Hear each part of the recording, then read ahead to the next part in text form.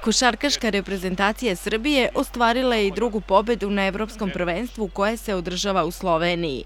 Posle pobede nad Litvanijom, igrači Dušana Ivkovića pružili su još jednu dobru partiju i zasluženo pobedili tim Bosne i Hercegovine rezultatom 77-66. Od samog početka meča naša selekcija letela je po terenu i zadavala dosta problema igračima Bosne i Hercegovine. U 8. minutu meča Srbija je imala prednost od 12 poena razlike. Kako je utakmica išla svojim tokom, tako su igrači Srbije povećavali prednost. Zapaženu minutažu na meču imao je i Subotičanin Nikola Kalinić. Posle meča selektor Dušan Ivković bio je zadovoljan igrom svoje ekipe.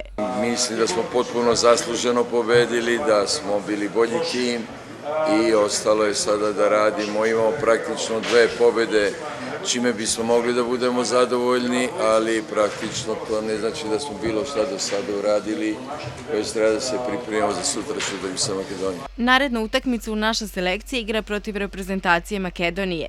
Biće to još jedan odličan meč. Naši igrači zahvaljuju se i navijačima koji su dali veliki motiv da se ostvari još jedna pobeda.